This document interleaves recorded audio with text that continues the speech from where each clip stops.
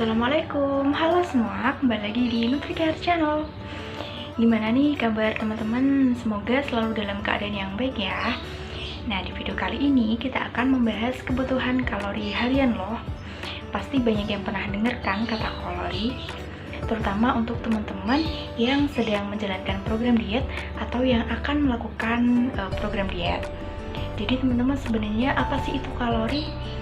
Dan apa sih gunanya kalori untuk tubuh? Kemudian berapa kebutuhan kalori harian yang dibutuhkan tubuh kita dalam sehari? Nah, daripada penasaran, yuk kita bahas satu-satu. Stay tune ya.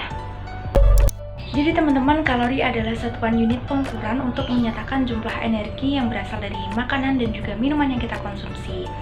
Singkatnya begini, biasanya itu kalori digunakan untuk mengukur jumlah energi yang masuk ke dalam tubuh kita berdasarkan makanan dan minuman yang kita konsumsi sehari-hari. Kita ini menggunakan kalori untuk berbagai aktivitas fisik loh, seperti menyapu, mengepel, berjalan, berlari, bernafas, ngobrol, bahkan tidur ataupun aktivitas fisik yang lainnya. Kalori itu penting banget loh teman-teman bagi tubuh kita. Tanpa adanya kalori, sel-sel di dalam tubuh itu akan mati, dan juga organ-organ vital seperti jantung dan juga paru-paru itu tidak akan bisa menjalankan fungsi dasarnya dengan baik. Nah, makanan atau minuman yang kita konsumsi ini akan memberikan energi atau kalori untuk tubuh kita. Nah, energi tersebut itu akan dibakar saat melakukan aktivitas fisik. Jika kalori yang masuk ke dalam tubuh kita itu lebih besar dari yang dibutuhkan, maka sisa kalorinya itu akan disimpan dalam bentuk lemak ya teman-teman. Tentu ini kurang baik ya, soalnya jika kita tidak dapat mengontrol kalori yang masuk ke dalam tubuh dengan baik, maka dapat menaikkan berat badan kita.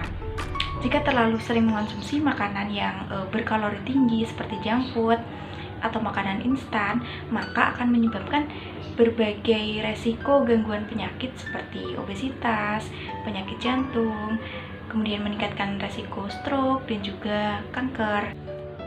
Yang sering menjadi masalah itu kita tidak tahu berapa banyak kalori yang kita makan sehari-hari untuk tetap menjaga kesehatan tubuh tanpa mengkhawatirkan berat badan naik. Dan banyak pula yang beranggapan kalau menghitung kalori itu tidak penting. Padahal ini penting banget loh teman-teman, terutama untuk teman-teman yang ingin menjaga berat badan agar tetap ideal, untuk teman-teman yang ingin menurunkan berat badan atau bahkan meningkatkan berat badan. Pada dasarnya kebutuhan kalori individu itu berbeda-beda ya.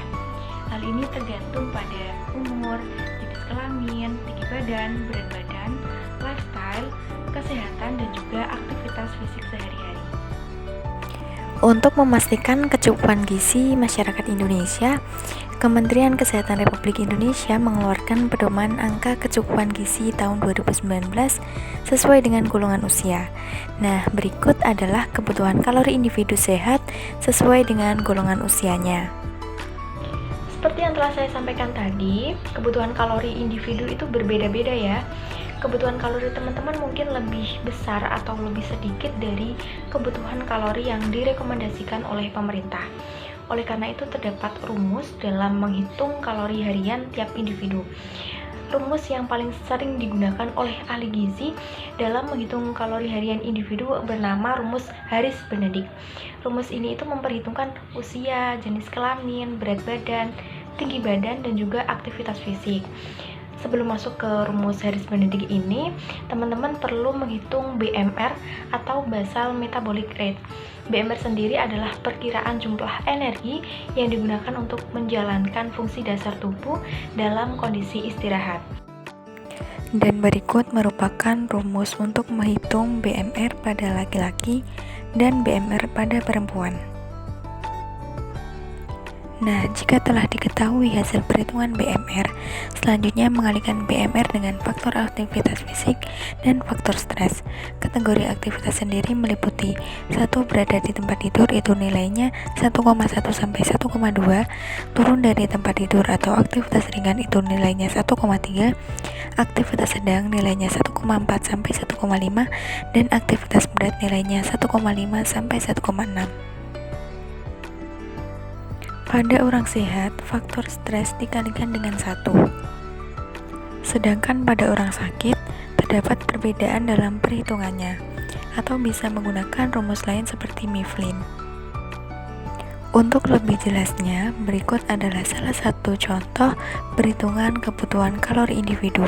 Teman-teman bisa dilihat dan difahami ya. Nah, gampang ya dalam menghitung kebutuhan kalori harian kita. Oh ya teman-teman, saat kita menghitung kebutuhan kalori harian, kita tidak hanya fokus terhadap apa yang kita makan, tetapi kita juga perlu tahu seberapa banyak kalori yang kita keluarkan. Ada beberapa tips nih untuk membakar energi dan juga menurunkan berat badan yang lebih efektif agar kesehatan tubuh tetap terjaga dengan baik. Tips yang pertama, mengonsumsi makanan yang bergizi seimbang. Jangan lewatkan sarapan, kemudian pilih makanan yang berserat tinggi seperti buah dan juga sayur, lalu olahraga yang teratur, tidur yang cukup, dan minum air putih yang cukup pula. Sekian video kali ini, semoga dapat bermanfaat bagi kita semuanya. Kurang lebihnya mohon maaf. Jangan lupa like, komen, dan subscribe ya. Wassalamualaikum warahmatullahi wabarakatuh.